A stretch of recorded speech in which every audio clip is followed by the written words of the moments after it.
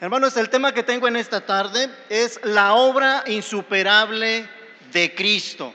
Y precisamente en lo que acabamos de leer es donde se nos habla de la obra insuperable de Cristo. La pregunta es, ¿por qué Cristo fue a la cruz a morir crucificado y ser culpable de pecado cuando no lo era? Y la respuesta empieza en Isaías capítulo 53. Por favor, vamos a leer esta escritura. En Isaías capítulo 53, donde 790 años antes de la venida de Cristo, se profetizó lo que pasaría con el Mesías por venir. La escritura nos dice en Isaías 53, ¿quién ha creído a nuestro anuncio? Bueno, voy a leer desde el capítulo 52, donde empieza prácticamente en el versículo 13, acerca de el sufrimiento del siervo de Jehová, hablando de Cristo Jesús. He aquí que mi siervo será prosperado, será engrandecido y exaltado, y será puesto muy en alto. ¿Cómo se asombraron de ti muchos? De tal manera fue desfigurado de los hombres su parecer y su hermosura más que de los hijos de los hombres. Así asombrará él a muchas naciones, los reyes cerrarán ante él la boca, porque verán lo que nunca les fue contado y entenderán lo que jamás habían oído. ¿Quién ha creído a nuestro anuncio? ¿Y sobre quién se ha manifestado el brazo de Jehová? Subirá cual renuevo delante de él, y como raíz de tierra seca, no hay parecer en él ni hermosura. Le veremos más inatractivo para que le deseemos. Despreciado y desechado entre los hombres, varón de dolores, experimentado en quebranto, y como que escondimos de él el rostro, fue menospreciado y no le estimamos. Ciertamente llevó él nuestras enfermedades y sufrió nuestros dolores, y nosotros le tuvimos por azotado, por herido de Dios y abatido. Mas el herido fue por nuestras rebeliones, molido por nuestros pecados. El castigo de nuestra paz fue sobre él, y por su llaga fuimos nosotros curados. Todos nosotros nos descarriamos como ovejas, cada cual se apartó de su camino. Mas Jehová cargó en él el pecado de todos nosotros. Angustiado él, afligido, no abrió su boca, como cordero fue llevado al matadero, y como oveja delante de los trasquiladores, enmudeció y no abrió su boca. Por cárcel y por juicio fue quitado. Y su generación, ¿quién la contará? Porque fue cortado de la tierra de los vivientes, y por la rebelión de mi pueblo fue herido. Y se dispuso con los impíos su sepultura, mas con los ricos fue su muerte, aunque nunca hizo maldad, ni hubo engaño en su boca. Con todo eso, Jehová quiso quebrantarlo, sujetándole a padecimiento. Cuando haya puesto su vida en expiación por el pecado, verá linaje, vivirá por largos días, y la voluntad de Jehová será en su mano prosperada. Verá el fruto de la aflicción de su alma y quedará satisfecho. Por su conocimiento justificará mi siervo justo a muchos y llevará las iniquidades de ellos. Por tanto, yo le daré parte con los grandes, y con los fuertes repartirá despojos, por cuanto derramó su vida hasta la muerte y fue contado con los pecadores, habiendo él llevado el pecado de muchos y orado por los transgresores. Aquí se nos profetiza lo que pasaría con Cristo. Y no olvidemos que Cristo es eterno. Él ya existía antes de la fundación del mundo, y estaba destinado lo que pasaría con Cristo y la razón de su venida a la tierra.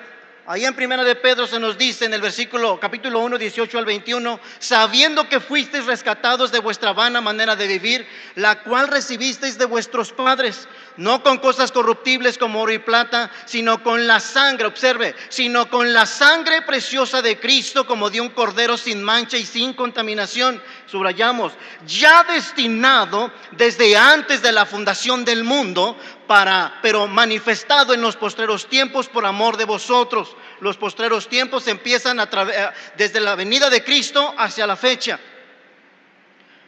y mediante el cual creéis en Dios, quien le resucitó de los muertos y le ha dado gloria, para que vuestra fe y esperanza sean en Dios. Por lo tanto, la obra insuperable de Cristo empieza antes de la fundación del mundo. Dios es soberano, Cristo es soberano y conoce perfectamente todo lo que va a pasar, y Él está en absoluto control de todo. Nada se escapa de su soberanía. Y en esa sabiduría eterna de Él, sabía de nuestra necesidad de ser rescatados del pecado. pues su venida tenía razón misericordiosa para venir a la tierra a resolver lo que solo Él podía hacer a favor del hombre, ya que la condición depravada de la humanidad requería de un Salvador, de quienes desean ser salvos, obviamente, del pecado que los condena a una eterna condenación sin Cristo. La obra insuperable de Cristo es una necesidad para toda la humanidad, y entre ellos nosotros. Vamos al libro de Romanos capítulo 3, por favor, donde se nos muestra que cada ser humano es culpable de al menos 6 cosas. Digo, al menos.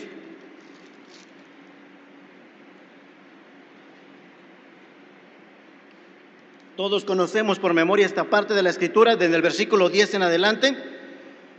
Dice así: como está escrito, no hay justo ni aun uno.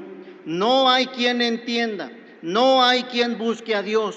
Todos se desviaron, a una se hicieron inútiles. No hay quien haga lo bueno, no hay ni siquiera uno. Aquí la Escritura manifiesta claramente que no hay justicia en el ser humano.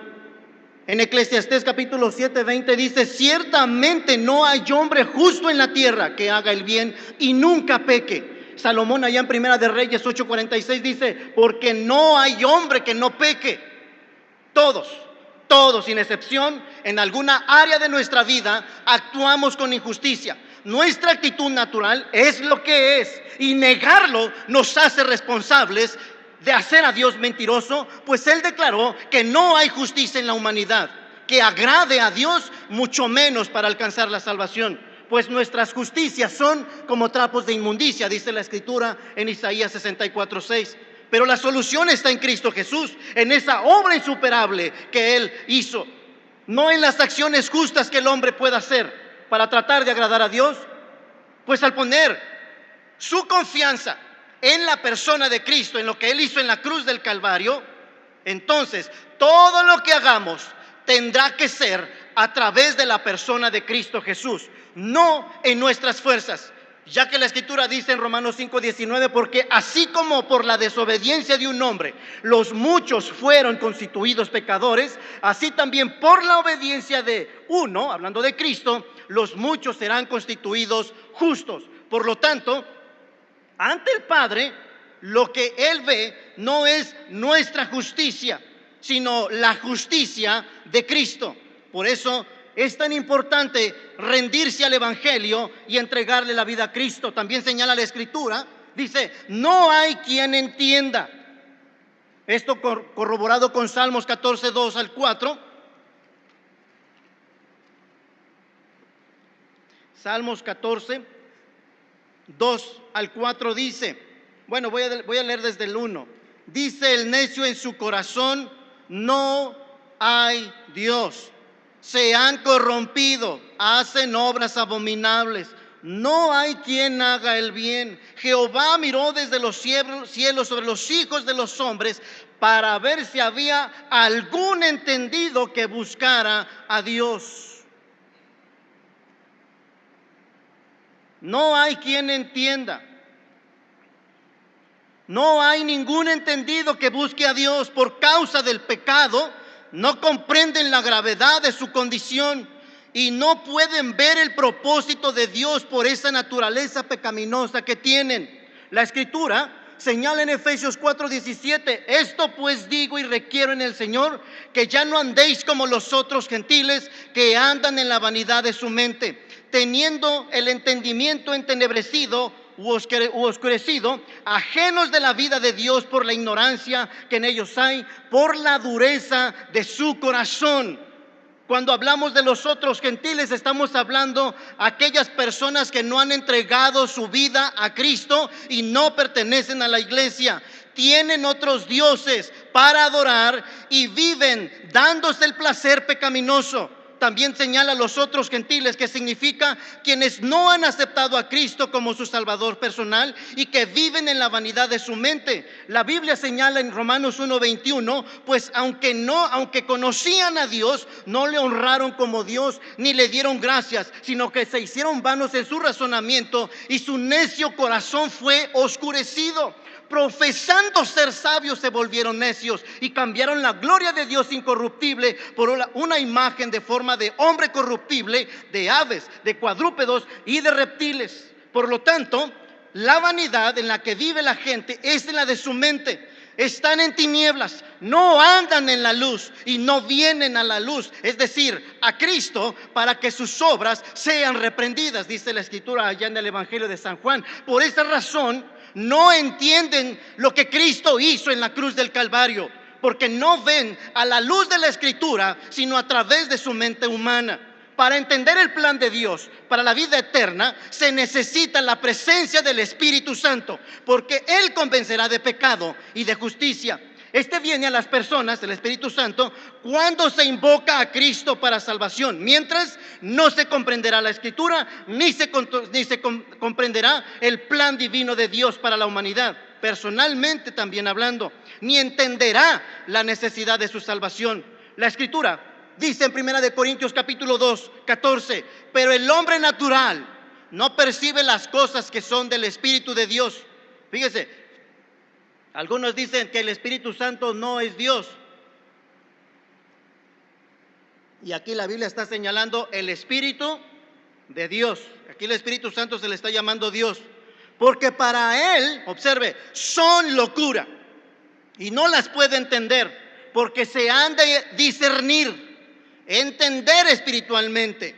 Y en 1 Corintios 1:21 dice: el mundo en su propia sabiduría no conoció a Dios. Así que Dios en su propia sabiduría, hablando de la Escritura, prefirió salvar a los que creen por medio de la locura de la predicación. También señala la Escritura: no hay quien busque a Dios. Ahí en Romanos capítulo 3, no hay quien busque a Dios. Leíamos allá en Salmos 14:2, no hay ningún entendido que busque a Dios.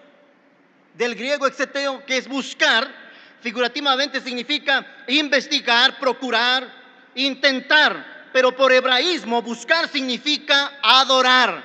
Por lo tanto, hoy en día y todo el tiempo, desde que el hombre cayó, no hay quien adore por sí mismo a Dios. Nadie adora a Dios en su condición de pecado. ¿Qué es lo que busca la humanidad? Satisfacer sus propios deseos pecaminosos. La Escritura señala en el libro de Salmos 10:4, el malo, por la altivez de su rostro, no busca a Dios. No hay Dios en ninguno de sus pensamientos. Allá en el libro de Génesis 6:5, cuando la maldad estaba ya para ser juzgada por el diluvio, dijo Jehová: todo designio de los pensamientos del corazón de ellos era de continuo solamente el mal. La humanidad, por naturaleza pecaminosa, solo busca satisfacerse a sí mismo. Están endiosados a sí mismos. La Escritura dice en Romanos 8:5 al 8, porque los que son de la carne, los incrédulos, los que no han entregado su vida a Cristo, piensan en las cosas de la carne. Y no estamos hablando de los bistecs, de la carne asada. Estamos hablando de lo que dice Gálatas 5:19, que dice: y manifiestas son las obras de la carne, que son adulterios, fornicación, inmundicia, lascivia, idolatría, hechicerías, enemistades, pleitos, celos, iras, contiendas, disensiones, herejías, envidias, homicidios, borracheras, orgías. En eso es en lo que se ocupan los de la carne. Pero los que son del Espíritu, dice allí en el mismo capítulo de Romanos capítulo 5, 8:5, pero los que son del Espíritu piensan en las cosas que son del Espíritu. Pero el ocuparse del Espíritu es vida y paz, por cuanto las intenciones de la carne son enemistad contra Dios, porque no se sujetan a la ley de Dios, hablando de la Escritura, ni tampoco pueden. Y los que viven según la carne, a lo que acabo de leer de Gálatas, no pueden agradar a Dios. porque están buscándose agradar a sí mismos, no agradar a Dios. Por todo lo que hay en el mundo, los deseos de la carne, dice primera de Juan 2:16, los deseos de los ojos y la vanagloria de la vida no provienen del Padre, sino del mundo. Cuando hablamos que todos estos deseos de los ojos y de la carne, estamos hablando de los placeres inmorales, vicios peligrosos, satisfacciones pecaminosas, viendo cosas inapropiadas, acumulando para un futuro incierto, de forma avariciosa para pretender ser algo, tener poder, reconocimiento, y es pura vanidad. Esta es la razón por la cual la humanidad sin Cristo no busca a Dios, por la vanidad de su mente, y la respuesta está en que Dios es el que busca al hombre, porque Él vino a buscar y a salvar lo que se había perdido. Amén. En primera de Juan 4:10 señala: en esto consiste el amor, no en que nosotros hayamos amado a Dios, sino que Él nos amó a nosotros y envió a su Hijo en propiciación, es decir, sacrificio, por nuestros pecados. Y en primera de Juan 4:19 dice: nosotros le amamos a Él porque Él nos amó primero. Cuando empezamos a leer allá en primera de Pedro 1:18, sabiendo que fuisteis rescatados de vuestra vana manera de vivir por la sangre de Cristo, ya destinada desde antes de la fundación del mundo, pero manifestada en los tiempos postreros por amor a vosotros. Algunos piensan que antes de ser salvos o tener la salvación, ya estaban en busca de Dios, y no es así. Lamento decirle que no es así. Usted no es más sabio que la Biblia. Vimos que Dios es el que busca. Entonces, ¿qué significa ese sentimiento que hay en la mayoría de la gente? De que yo estaba en busca de Dios y lo encontré. Esto se le conoce como la revelación natural o general, donde Dios se le revela al hombre a través de la naturaleza y de su conciencia. Vayamos por favor al libro de Romanos capítulo 1, versículo 18. Romanos capítulo 1, versículo 18.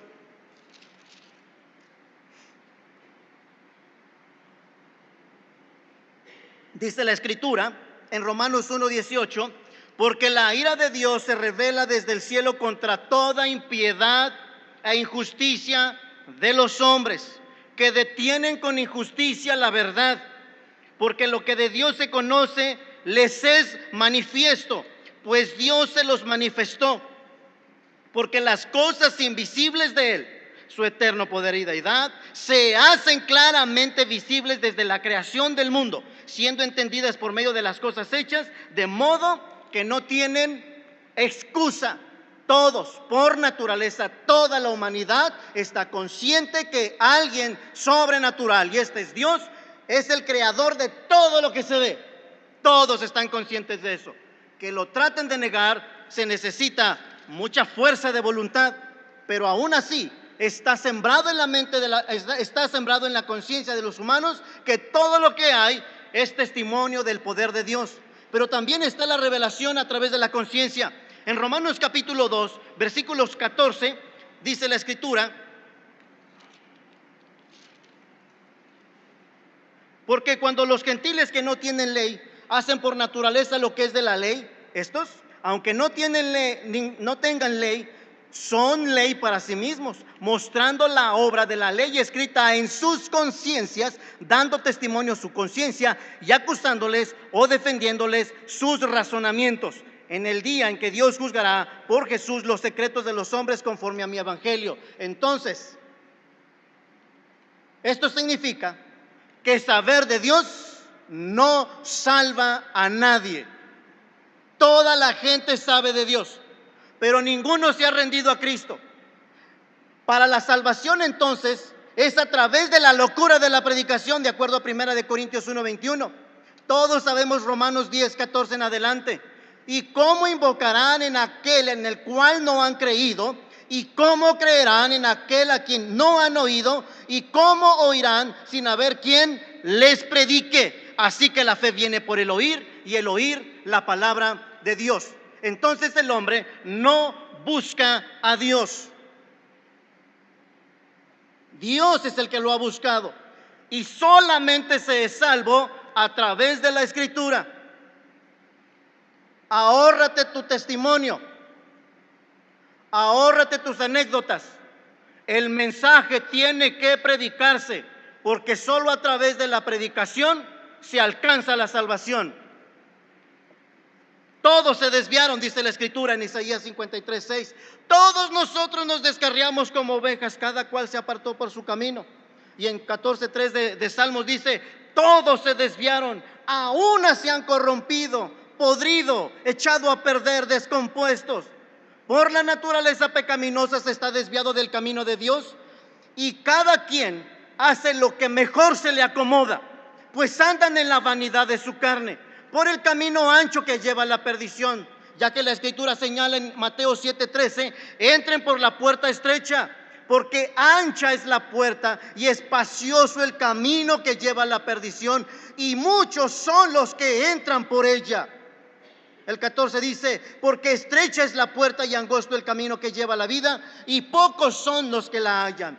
Cristo es la solución, pues aquellos que no andan por el camino de Cristo están desviados, van directo al infierno, pues Él, Cristo, es el Salvador, el único camino a la salvación. El otro es el de la perdición. Solo aceptando a Cristo para ser traídos al camino verdadero. Y Cristo señaló: yo soy el camino, la verdad y la vida. Nadie, observe, nadie, es decir, ninguno viene al Padre sino por Cristo. Isaías 59:8. Isaías 59:8.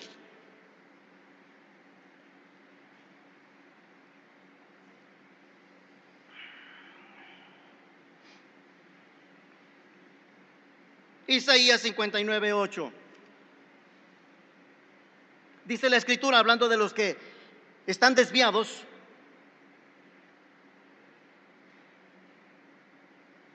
no conocieron camino de paz, ni hay justicia en sus caminos. Sus veredas son torcidas, cualquiera que por ellos fuere no conocerá la paz. No solamente están desviados en su naturaleza pecaminosa. Si Cristo es la solución, siempre se estará desviado. Una iglesia que no tiene disciplina en su iglesia ha dejado de ser iglesia, porque está permitiendo el pecado en ella, de acuerdo a Mateo capítulo 18. La iglesia no debe estar desviada de la Escritura. La Escritura es la que le indica la luz y cómo adorar a Dios. Y dice la Escritura también allá en el libro de Romanos: se hicieron inútiles. Todos somos pecadores, todos somos pecadores. Si Cristo vino con el propósito de hacer libre al que crea en la obra de Él, para ser libre del pecado, de la muerte y de la condenación en el infierno, porque se han hecho inútiles. Y la pregunta es: ¿por qué se han hecho inútiles? Es decir, están arruinados, están estropeados. El pecado hace que la humanidad esté inutilizada, y cualquier intento para llegar al cielo no será suficiente ni superará lo que Cristo ha hecho en la cruz del Calvario, porque la humanidad solamente en su pensamiento está corrompido, y esto lo inutiliza cada vez más y más, alejándolo de cualquier posibilidad de agradar a Dios y de salvarse a sí mismo. Ser y hacer cualquier intento por agradar a Dios o alcanzar la salvación por uno mismo es total y completamente imposible, porque somos incompetentes para hacer algo mejor de lo que Cristo hizo en la cruz del Calvario. Es insuperable. El pecado es muerte, diseñada la Escritura, y la condición de la humanidad sin la obra insuperable de Cristo es que está separado de Dios, porque muerte significa separación de Dios. Y lo señala en Efesios 2:1 cuando dice: y Él os dio vida a vosotros cuando estabais muertos en vuestros delitos y pecados, en los cuales anduviste en otro tiempo siguiendo la corriente de este mundo, conforme al príncipe de la potestad del aire, el espíritu que ahora opera en los hijos de desobediencia, hablando de Satanás, entre los cuales, en ese ambiente que estábamos muertos, entre los cuales también todos nosotros vivimos en otro tiempo en los deseos de nuestra carne. ¿Por qué éramos inútiles? Porque estábamos muertos. ¿Y qué muerto es útil? Ninguno. Haciendo la voluntad de la carne y de los pensamientos. Y éramos por naturaleza hijos de ira, lo mismo que los demás. Lo más impresionante es que Cristo, o en Cristo es posible, de otro modo, no se puede agradar a Dios. De otro modo no se puede ser salvo. La Escritura dice allá en 2 de Corintios 3:5, no que seamos competentes por nosotros mismos como para pensar algo de nosotros mismos. Si alguno de ustedes se siente algo aquí en la iglesia, ya fracasó. Lamento decirle que ya fracasó. Porque lo que se va a hacer para servir al Señor es en Cristo, por Cristo y en el poder del Espíritu Santo en consagración.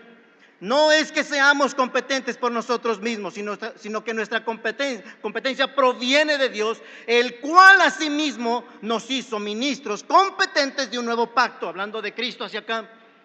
No de letra, sino del Espíritu, porque la letra mata, mas el Espíritu vivifica. El Señor Jesucristo allá en el Evangelio de San Juan capítulo 15 decía, separados de mí, nada podéis hacer. Es decir, que solamente lo que hagamos para Dios debe ser en Cristo. De otro modo es rechazado. Dios no acepta fuego extraño. Dios no lo acepta. También señala la Escritura, no hay quien haga lo bueno. Toda la humanidad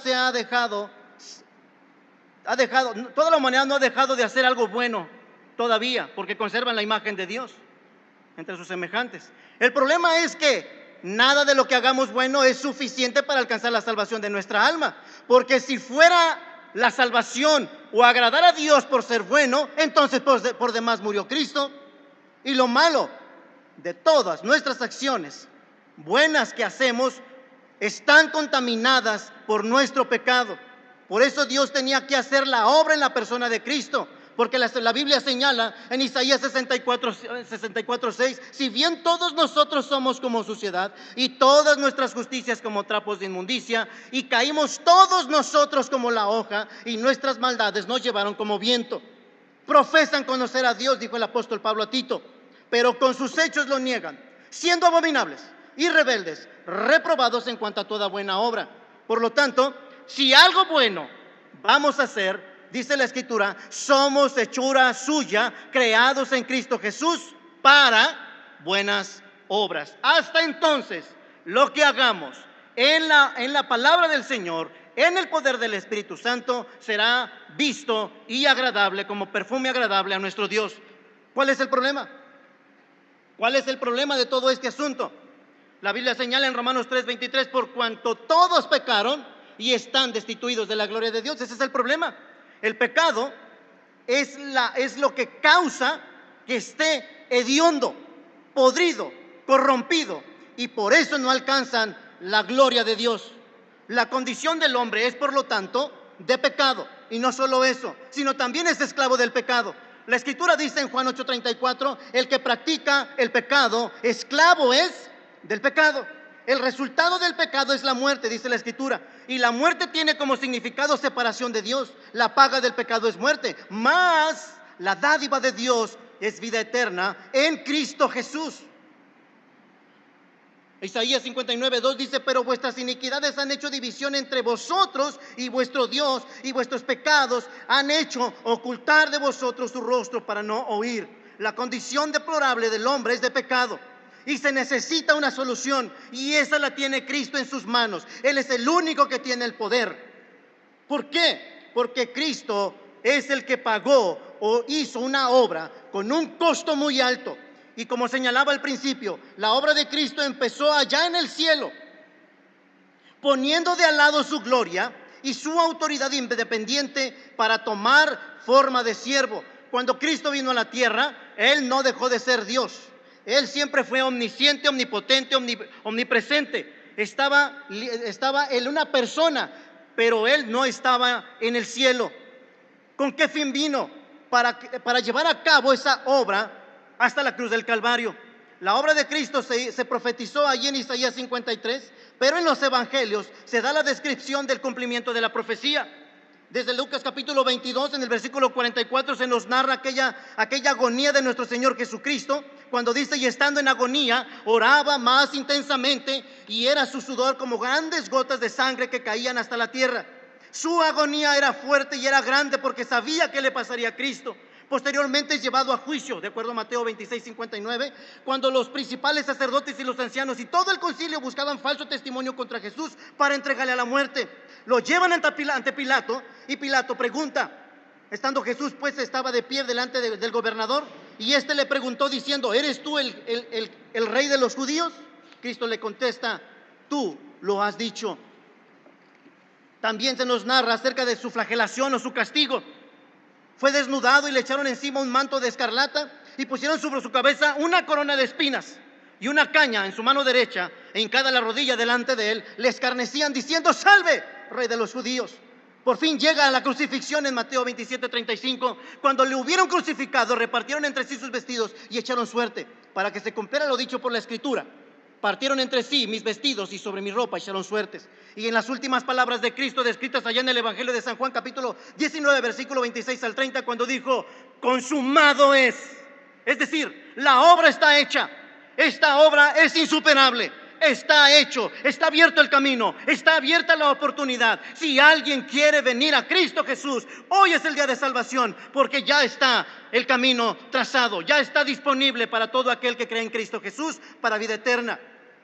El juicio de Dios en la cruz del Calvario se llevó a cabo y allí pasaron cosas tremendas.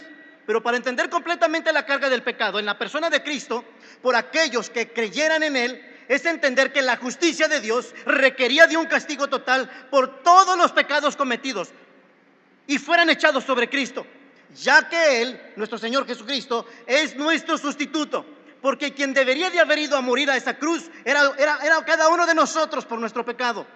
Pero Cristo lo hizo por todos aquellos que confiaran en Él, porque Cristo es el único, Él es el único Dios verdadero, y que dejaran aquel camino pecaminoso de placeres carnales por seguir a Cristo, porque Cristo restaura a aquel que viene a sus brazos. En el momento de la crucifixión, el Padre se apartó por un instante de Cristo, porque en ese momento Cristo se hizo pecado por quienes creyeran en Él, exclamando, Padre, ¿por qué me has desamparado? En Mateo 27:46. Y en Isaías leíamos en el versículo 10 del capítulo 53, con todo eso Jehová quiso quebrantarlo, sujetándole a padecimiento. Cuando haya puesto su vida en expiación por el pecado, verá el linaje, vivirá por largos días, y la voluntad de Jehová será en su mano prosperada. ¿Qué significa esto? Que si yo hubiera ido a la cruz a morir por mí, el problema no estaba en morir, el problema es que yo no podía resucitar. Si alguien muriera por mí siendo un pecador, en mi lugar yendo a la cruz, y cuando ese hombre muriera, estaría en la misma condición que yo, porque no tiene el poder para resucitar, porque el Señor Jesús claramente dijo, yo soy la resurrección y la vida. Por eso confiarle a Cristo en nuestra vida es clara y totalmente la solución a la muerte. El único requisito entonces es confiarle la vida a Cristo, porque Él vino en rescate por muchos. Porque el hombre está muerto en sus delitos y pecados y no se puede salvar a sí mismo. Solo Cristo lo puede salvar, porque es el único que tiene el poder de vencer el poder de la muerte. Y Jesús dijo, yo soy la resurrección y la vida. El que cree en mí, aunque esté muerto, vivirá. El único requisito es creer en la obra de Cristo en la cruz, no en ti. Su sangre es la clave a favor por el perdón de nuestros pecados, ya que sin derramamiento de sangre no hay perdón de pecados, dice la Biblia allá en Hebreos 9:22. Si no hay sangre de por medio, no hay perdón de pecados. Veamos lo que dice el libro de Primera de Juan, capítulo 1.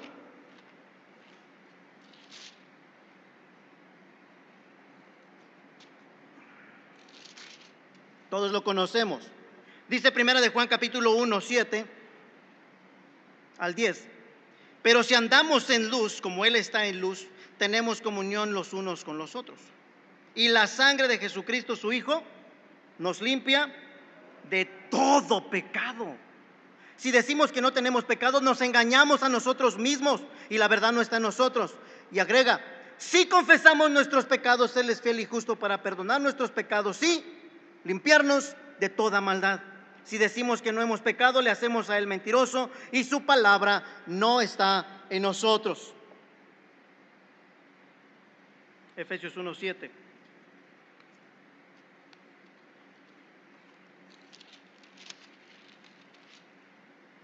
Dice la Escritura en Efesios 1:7, en quien tenemos redención por su sangre, el perdón de pecados, según las riquezas de su gloria.